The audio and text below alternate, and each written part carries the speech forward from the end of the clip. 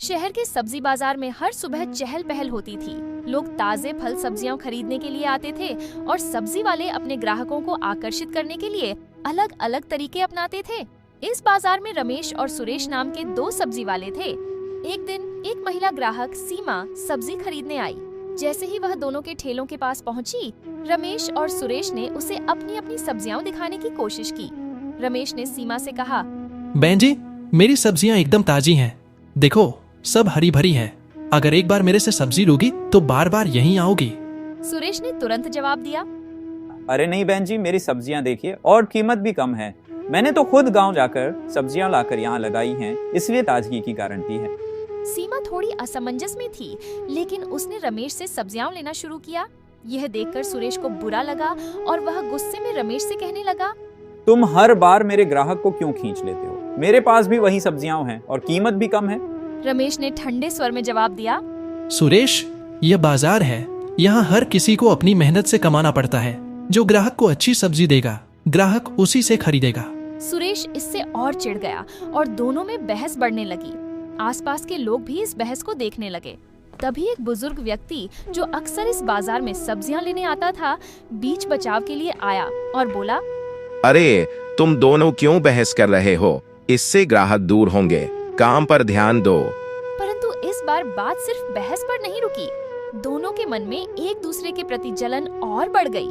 वे दोनों ही एक दूसरे से बेहतर साबित होना चाहते थे और इसी चक्कर में उनके दिमाग में एक दूसरे को नीचा दिखाने की योजनाएं बनने लगी।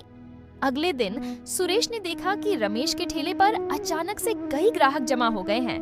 रमेश की सब्जियां जैसे और भी ताजगी से चमक रही थीं। सुरेश को यह बात कुछ अजीब लगी। उसे शक हुआ कि रमेश ने ग्राहकों को आकर्षित करने के लिए कुछ नया किया है, लेकिन रमेश अपनी योजना किसी को नहीं बताना चाहता था। सुरेश ने ठान लिया कि वह रमेश की चाल का पता लगाकर रहेगा। उसने रात में रमेश के ठेले के पास जाकर उसकी सब्जियों को ध्यान से देखा।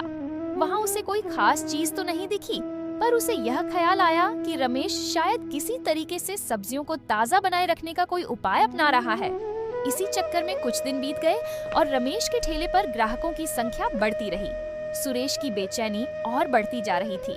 वह किसी भी तरह रमेश का रहस्य जानना चाहता था। एक दिन सुरेश ने अपने एक मित्र को रमेश की जासूसी करने के लिए कहा।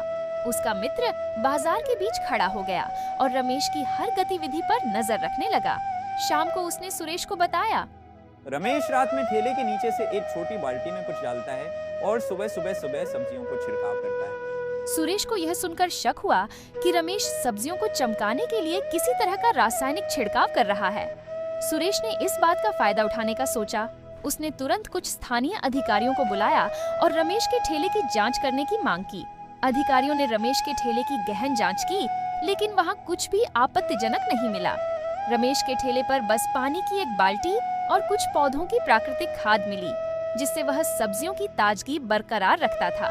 अधिकारियों ने सुरेश को फटकार लगाई और रमेश से माफी मांगी।